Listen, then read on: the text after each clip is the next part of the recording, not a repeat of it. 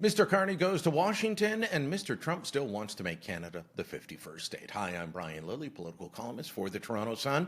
Mark Carney, our newly elected prime minister, is going to have a big job ahead of him on Tuesday. He's headed to Washington. He's going to speak to President Trump. There'll be a meeting at the Oval Office. The media will be present.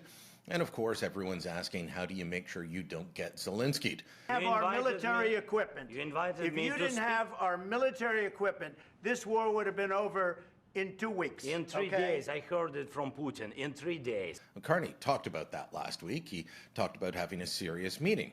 But on the weekend, an interview with Donald Trump aired on Meet the Press, where Trump was asked, are you backing away from the 51st state comments? You didn't mention them in your call with Canadian Prime Minister Mark Carney.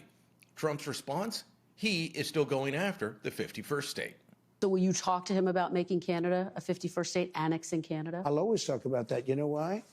We subsidize Canada to the tune of $200 billion a year. We don't need their cars. In fact, we don't want their cars. We don't need their energy. We don't even want their energy. We have more than they do. We don't want their lumber. We have great lumber. All I have to do is free it up from the environmental lunatics. We don't need anything that they have. I guess we'll find out soon enough if Trump is serious or if this is a ploy to try and get Canada to spend more on defense. He's still saying that he doesn't need our autos, doesn't need our lumber, doesn't need anything we have, and yet he wants it.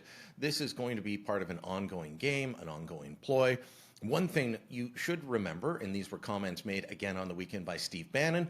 If you remember back to February when I interviewed Steve Bannon, he said, China and Russia in the Arctic is Canada's soft underbelly, especially on defense, and you've got to look after that because that is something that is on Trump's mind 24/7.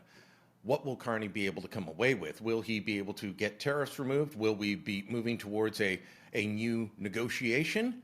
And will there be talk of the 51st state when the two men sit together in front of the cameras? Tuesday is going to be a fascinating day. Let me know what you think. Drop a comment down below. Share this on social media. And don't forget to subscribe to our channel.